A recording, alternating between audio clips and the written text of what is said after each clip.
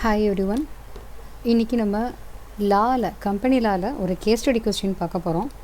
CA CMA ரெண்டுலேயுமே case study கொஸ்டின்ங்கிறது கேட்குறாங்க. சிஎம்ஏல section டியில் ஒரு கேஸ் ஸ்டடி கொஸ்டினாக வருது. ஸோ அந்த கேஸ் ஸ்டடி கம்பெனி லாவிலேருந்தும் வரலாம், கான்ட்ராக்ட் ஆக்ட்லேருந்தும் வரலாம். அப்படிங்கிற மாதிரி ஒரு அனலைஸ் பண்ணி ஒரு வீடியோவும் ஆல்ரெடி அப்லோட் பண்ணி போட்டிருக்கோம், அதையும் பாருங்கள். இப்போ ஒரு கேஸ் ஸ்டடி கம்பெனி லாவில் வந்தால் எந்த மாதிரி மாடலில் இருக்கும், இது இந்த மாதிரி ப்ரிவிஷன்ஸ்லேருந்து தான் உங்களுக்கு அடிக்கடி கொஸ்டின்ஸ் கேட்பாங்க. மீட்டிங்ஸ் ரிலேட்டடானது ஏஜிஎம், இஜிஎம் இந்த மாதிரி தான் மேக்ஸிமம் இருக்கும். அடுத்தது டேரக்டர்ஸ், இந்த ரிலேட்டடாக தான் வரும். இதில் நம்ம மீட்டிங் பற்றி ஒரு இம்பார்ட்டண்ட் கேஸ் ஸ்டடி பார்க்க போகிறோம். Important case study question. இந்த மாதிரி ப்ரிவிஷன்ஸ் இந்த கேஸ் ஸ்டடீஸில் பார்க்க உங்களுக்கு எக்ஸாமில் கேட்குற கொஸ்டினுக்கு ஆன்சரை ஈஸியாக அட்டன் பண்ண முடியும். Not only case study question, எதிர் ஒன் வேர்ட்லேயோ வேறு செக்ஷன் சி கொஸ்டின்லேயோ அல்லது ஈவன் தியரிலேயோ ஒரு ஷார்ட் நோட்ஸோ எல்லாத்துக்குமே உங்களுக்கு இது யூஸ்ஃபுல்லாக இருக்கும்.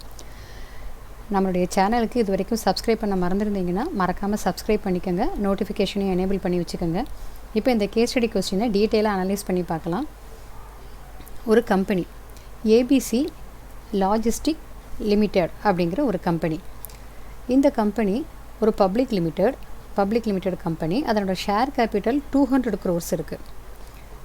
200 crores rupees அப்படின்னா 2 crores equity shares of 100 each.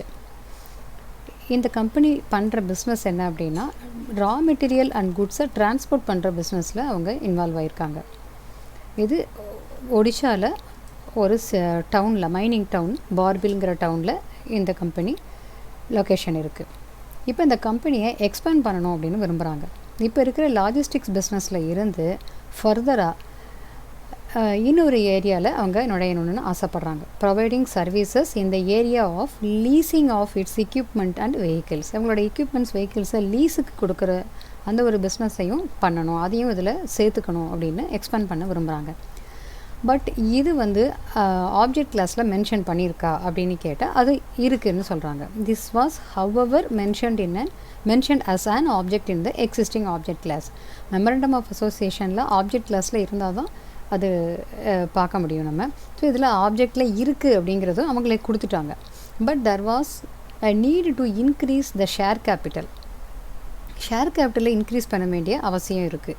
இப்போ இருக்கிற எக்ஸிஸ்டிங் கேபிட்டல் கிளாஸ் எம்ஓஏல ஆப்ஜெக்ட் கிளாஸில் இன்னொரு பிஸ்னஸ், இந்த பர்டிகுலர் பிஸ்னஸை பண்ணுறதுக்கு ஆப்ஜெக்ட் போட்டிருக்காங்க, அதனால் இந்த பிஸ்னஸை அவங்க ஆரம்பிக்க முடியும்.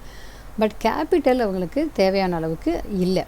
அப்போ கேபிட்டலை ரைஸ் பண்ணணும் அப்படின்னா மெமரண்டமில் இருக்கிற கேபிட்டல் கிளாஸில் இருக்கிற எக்ஸிஸ்டிங் அமௌண்ட்டுங்கிறது அவங்களுக்கு சஃபிஷியண்ட்டாக இல்லை. அப்போ மெமரண்டமில் கேபிட்டல் கிளாஸை அவங்க அட்ஜஸ்ட் பண்ணணும், ஆல்டர் பண்ணணும். So the company decided to call an extra ordinary general meeting, EGM conduct பண்ணணும் அப்படின்னு நினைக்கிறாங்க. எதுக்காக? இந்த ஆத்தரைஸ்டு ஷேர் கேபிட்டலை இன்க்ரீஸ் பண்ணணும், அதுக்கு மெம்பர்ஸுடைய அப்ரூவல் வேணும். அதை ஒரு extra ordinary general meeting conduct பண்ணி அந்த அப்ரூவல் வாங்கணும்னு விரும்புகிறாங்க. ஆத்தரைஸ்டு ஷேர் கேபிட்டலில் 200 crores-லேருந்து 250 crores rupees-க்கு இன்க்ரீஸ் பண்ணணும் அப்படின்னு டிசைட் பண்ணியிருக்காங்க. ஸோ இதுக்காக ஒரு கான்சிக்வெண்ட் அமெண்ட்மெண்ட் பண்ணணும். எக்ஸிஸ்டிங் மெமரண்டமில் ஒரு அமெண்ட்மெண்ட் பண்ணணும்னு சொன்னால் அதுக்கு மெம்பர்ஸுடைய அப்ரூவல் வேணும், அதுக்கு ஒரு மீட்டிங் கண்டக்ட் பண்ணணும். அது எக்ஸ்ட்ரா ஆர்டினரி ஜென்ரல் மீட்டிங்காக கண்டக்ட் பண்ணுறாங்க. ஸோ இந்த extra ordinary general meeting 27th August 2020 பண்ணணும் அப்படின்னு கம்பெனி டிசைட் பண்ணியிருக்கு. அதுக்கான டீட்டெயில்ஸ், அதுக்கான ப்ரிவிஷன்ஸ் எல்லாமே என்ன அப்படிங்கிறத பிளான் பண்ணவும் செய்கிறாங்க. Notice, agenda and explanatory statement இதெல்லாம் மெம்பர்ஸ்க்கு எப்படி அனுப்பணும், என்ன டேட்டில் அனுப்பணும், அந்த டீட்டெயில்ஸ் எல்லாமே அவங்க பிளான் பண்ணுறாங்க. இப்போ அவங்க பண்ணின பிளான்ஸில் அதுக்கு ரிலேட்டடாகவும் கொஸ்டின்ஸ் வருது. அதோட அடிஷ்னலாக ஒரு point, after undergoing the relevant provisions of companies act and its own articles. இந்த கம்பெனியில் ஆர்டிகல்ஸில் இருக்கிற ப்ரொவிஷன்ஸும் கம்பெனிஸ் ஆக்டில் இருக்கிற ப்ரொவிஷன்ஸும் கன்சிடர் பண்ணி பார்த்துட்டு the following aspects were decided with regard to sending of notice of EGM that was proposed to be held on 27th August. இந்த company அந்த EGM conduct பண்ணுறதை பற்றியும் மற்ற சில அமெண்ட்மெண்ட்ஸ் என்னென்ன பண்ண போகிறாங்க அது எல்லாமே ஒரு டிசைட் பண்ணியிருக்காங்க. அதை பற்றின நோட்டிஃபிகேஷன் இன்ஃபர்மேஷன் பின்னாடி கொடுத்துருக்காங்க. The proposed date for sending the notice would be 5th August. 27 August meeting நடக்குதுன்னா 5 ஆகஸ்ட் மீட்டிங்க்கு நோட்டீஸ் அனுப்பணும்னு முடிவு பண்ணுறாங்க. அந்த நோட்டீஸை இமெயிலில் அனுப்பணும். இமெயிலில் ஒரு அட்டாச்மெண்ட்டாக அனுப்பணும் அப்படின்னு டிசைட் பண்ணியிருக்காங்க. ரெண்டாவது, அந்த நோட்டீஸ் யார் யாருக்கு கொடுக்கணும் அப்படிங்கிறதையும் டிசைட் பண்ணுறாங்க. ஒவ்வொரு மெம்பருக்கும் கொடுக்கணும். கம்பெனியுடைய ஒவ்வொரு மெம்பர், ஏதாவது ஒரு மெம்பர் இறந்துருந்தாங்கன்னா அவங்களுடைய லீகல் ரெப்ரசன்டேட்டிவ் அவங்களுக்கு, ஒரு மெம்பர் இன்சால்வெண்ட் ஆகிருந்தாங்கன்னா அவங்களுடைய அசைனிக்கு. ஸோ இவங்களுக்கெல்லாம் நோட்டீஸ் கொடுக்கணும் அப்படின்னு டிசைட் பண்ணியிருக்காங்க. இப்போ இந்த அஜெண்டாவில் ஒரே ஒரு ஐட்டம் மட்டும்தான் இவங்க ஆர்டினரி ஐட்டம் அதாவது மேலே மெமரண்டம் ஆஃப் அசோசியேஷன் மாற்ற போகிறாங்கல்ல கேபிட்டல் கிளாஸில். So only one item which required passing of ordinary resolution. வெறும் ஆர்டினரி ரிசல்யூஷன் தான் அதுக்கு தேவை. அப்படி இருக்கும்போது எக்ஸ்ப்ளனேட்டரி ஸ்டேட்மெண்ட் அப்படிங்கிறது நோட்டீஸோடு அனெக்ஸ் பண்ண வேண்டாம் அப்படின்னு இவங்க நினைக்கிறாங்க. இந்த கம்பெனியில் டிசைட் பண்ணியிருக்காங்க. இது ஆர்டினரி பிஸ்னஸ்ங்கிறதுனாலையும் ஆர்டினரி ரெசல்யூஷன் தான், அந்த எக்ஸ்ப்ளனேட்டரி ஸ்டேட்மெண்ட்டு தேவையில்லை அந்த நோட்டீஸோட அப்படின்னு இவங்க கம்பெனியில் டிசைட் பண்ணியிருக்காங்க. தென் ஆர்டிக்கல் நம்பர் 34 கம்பெனியோட ஆர்டிகல்ஸ் ஆஃப் அசோசியேஷனில் நம்பர் 34 அதில் ஒரு ப்ரொவிஷன் இருக்குது. If the company wishes to curtail the requirement of minimum number of days with respect to length of notice which service provided in the companies act, then it can do so provided a anonymous board resolution passed by the board. So மீட்டிங்க்கான notice அனுப்புறதுக்கு minimum number of days இவ்வளோ இருக்கணும் அப்படின்னு companies ஆக்டில் provisions இருக்குது. ஆனால் இவங்க அந்த மினிமம் நம்பர் ஆஃப் டேஸை விருப்பப்பட்டால் மாற்றுறதுக்கான ஒரு ப்ரொவிஷனையும் ஆர்டிகிள்ஸில் ப்ரொவைட் பண்ணியிருக்காங்க. அதுக்கு போர்டில் ஒரு அனானிமஸ் போர்டு ரெசல்யூஷன் பாஸ் பண்ணினா போதும் அப்படின்னு ஒரு கிளாஸும் இருக்குது. இதெல்லாம் எக்ஸ்ட்ரா இன்ஃபர்மேஷன். ஸோ இது பேஸ் பண்ணி நம்ம கொஸ்டின்ஸுக்கு ஆன்சர் பண்ணணும். கீழே ஒரு 5 கொஸ்டின் கேட்டிருக்காங்க. இந்த கொஸ்டினுக்கு மேலே சொன்ன இந்த சிச்சுவேஷன்ஸ், இந்த இன்ஃபர்மேஷன்ஸை வச்சு எப்படி நம்ம ஆன்சர் பண்ணுறோம் அப்படின்னு பார்க்கலாம். First question, is the date of notice as 5th August for EGM scheduled on 27th August is correct? நார்மலாக EGM கண்டக்ட் பண்ணுறதா இருந்தால் நோட்டீஸ் 21 கிளியர் டேஸ் முன்னாடி கொடுத்துருக்கணும். 21 கிளியர் டேஸ்னால் நோட்டீஸ் அனுப்பின நாளும் மீட்டிங்னாலையும் கணக்கில் எடுக்கக்கூடாது. Excluding the date of notice and the date of meeting நடுவில் 21 கிளியர் டேஸ் இருக்கணும். இமெயிலில் நோட்டீஸ் அனுப்ப முடியும், பட் அதுக்கு 21 கிளியர் டேஸு இருக்கணும். இப்போ 5th August அன்றைக்கி இமெயிலில் அனுப்புகிறாங்க அப்படின்னா 27th August மீட்டிங் அப்படின்னா இந்த 2 டேஸையும் எக்ஸ்க்ளூட் பண்ணிவிட்டு நடுவில் 21 டேஸ் நம்மளுக்கு கரெக்டாக இருக்குது. So it is correct. அது இமெயிலில் அனுப்பினா மட்டும்தான் இது ஓகே. இதே போஸ்ட்டில் அனுப்பிச்சிருந்தாங்கன்னா எக்ஸ்ட்ராவாக 48 hours அந்த மாதிரி போஸ்ட் ரீச் ஆகிறதுக்கும் ஒரு டைம் உண்டு. இமெயிலில் அனுப்பிச்சாங்கன்னா 5th August அனுப்பலாம். So yes, it is correct only if notice is sent by email. 21 clear days அங்கே இருக்கும். அடுத்து second question, is the mode of notice to be sent as an attachment to the email is correct? இமெயிலில் நோட்டீஸை ஒரு அட்டாச்மெண்ட்டாக அனுப்பலாமா? அது கரெக்டாக? Yes, it is also correct. Notice for an EGM can be sent as an attachment to email. Third one, state the persons to whom the notice is to be given. மேலே யார் யாருக்கெல்லாம் அனுப்பணும்னு கொடுத்துருந்தாங்க. இங்கே every member of the company, legal representative of the deceased member and assignee of the insolvent person. இது 3 தான் கொடுத்துருந்தாங்க. But அதோட எக்ஸ்ட்ராவாக இன்னும் யார் யாருக்கெல்லாம் கொடுக்கணும்? Auditor or auditors and every director of the company, இவங்களுக்கும் நோட்டீஸ் கொடுக்கணும். ஸோ உங்களுடைய ஆன்சரில் இவங்க சொன்ன பர்சன்ஸை தவிர எக்ஸ்ட்ராவாக வேறு ஆட்களுக்கு நம்ம நோட்டீஸ் கொடுக்க வேண்டியது இருந்தால் அதையும் நீங்கள் மென்ஷன் பண்ணணும். அதை இங்கே நம்ம ஆன்சரில் ஆட் பண்ணியிருக்கோம். Notice shall be given to every member, legal representative of the deceased members and assignee of an insolvent member. இது 3 already given in the question.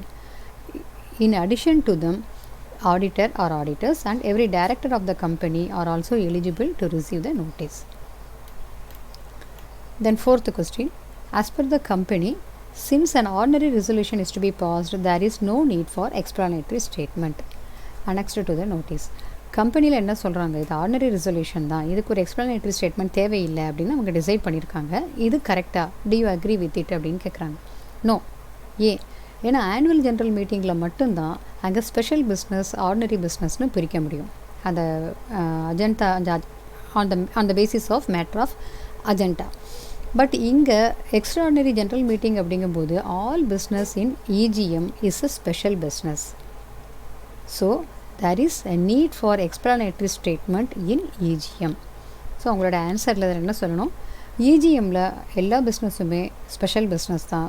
Every special பிஸ்னஸ்க்கு கண்டிப்பாக ஒரு எக்ஸ்ப்ளனேட்டரி ஸ்டேட்மெண்ட்டு நோட்டீஸோடு அனெக்ஸ் பண்ணியிருக்கணும் அப்படிங்கிறத அவங்க ஆன்சரில் நீங்கள் சொல்லணும்.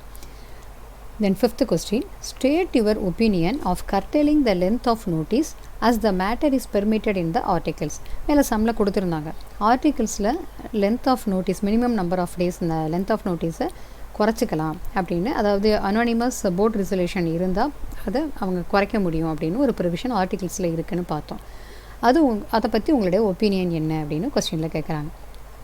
இங்கே statutory provision on the length of notice அப்படிங்கிறது இது ஸ்டாச்சுட்டரி ப்ரொவிஷன் மீன்ஸ் இது கம்பெனி லாவில் சொன்ன provision. So the company law provisions that is statutory provision on the length of notice would prevail over the articles.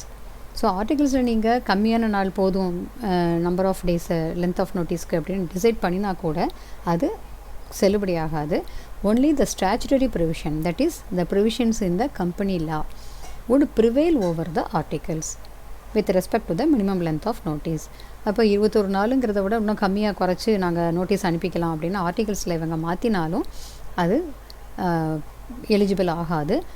Company லாவில் சொன்ன provision தான் minimum length of நோட்டீஸ்க்கு prevail ஆகும். இதை விட அதுதான் நம்ம கணக்கில் எடுத்துக்கணும், ஆர்டிகிள்ஸில் இருக்கிறத கணக்கில் எடுக்கக்கூடாது. ஸோ உங்களுடைய ஆன்சர் என்ன, உங்களுடைய ஒப்பீனியன் என்னன்னு கேட்டால், the statutory provision on the length of notice would prevail over the articles of the company with respect to the minimum length of notice. So any clause regarding the curtailing of length of minimum length of notice in the articles will not prevail over the company law provision. இப்போ company போட்டிருக்கிற அந்த ஆர்டிகிள்ஸில் போட்டிருக்கிற provision is not valid அப்படின்னு சொல்லி உங்களுடைய ஆன்சரை நீங்கள் எழுதணும். ஸோ இது ஒரு கேஸ் ஸ்டடி கொஸ்டின். இந்த மாதிரி தான் உங்களுக்கு செக்ஷன் டியில் கொஸ்டின்ஸ் வரும். மேக்ஸிமம் கம்பெனி லாவில் இருந்தும் கான்ட்ராக்ட் ஆக்டில் இருந்தும் தான் வரத்துக்கு சான்சஸ் ஜாஸ்தியாக இருக்குது. ஸோ கம்பெனி லாவில் மீட்டிங் வச்சு வரலாம், அடுத்தது டேரக்டர்ஸ் ரிலேட்டடாக வரலாம், நிறையா பாயிண்ட்ஸ் இருக்குது. நம்ம இனிமேல் அடுத்தடுத்து வர வீடியோஸ்லேயும் இந்த மாதிரி case study questions not only in law, direct tax, இந்த மாதிரி அடுத்தடுத்த சப்ஜெக்ட்லேயும் நம்ம பார்க்க போகிறோம். அதனால் நம்மளுடைய சேனலுக்கு நீங்கள் மறக்காமல் சப்ஸ்கிரைப் பண்ணிக்கோங்க, நோட்டிஃபிகேஷனையும் எனேபிள் பண்ணி வச்சுக்கோங்க. எக்ஸாமுக்கு ரொம்ப இன்டெப்த்தாக நீங்கள் ப்ரிப்பரேஷன் பண்ணிகிட்ருப்பீங்க. உங்களுக்கு ஓரளவுக்கு யூஸ்ஃபுல்லாக இருக்கிற மாதிரியான வீடியோஸ் தான் இப்போ போட்டுக்கிட்டுருக்கேன். உங்களுக்கு ஃபர்தராக எந்த மாதிரி வீடியோஸ் வேணும் எக்ஸாம் ரிலேட்டடாக அப்படிங்கிறதையும் கமெண்ட்டில் சொல்லுங்கள். இந்த வீடியோ பற்றி நான் உங்களுடைய கமெண்ட்ஸையும் நீங்கள் சொல்லுங்கள். அடுத்து நீங்கள் எந்த மாதிரி வீடியோஸ் எதிர்பார்க்குறீங்கிறதையும் பார்த்துட்டு அதையும் நான் என்னுடைய வீடியோஸில் ஆட் பண்ணிக்கிறேன். நெக்ஸ்ட்டு ஒரு வீடியோவில் நம்ம மீட் பண்ணலாம்.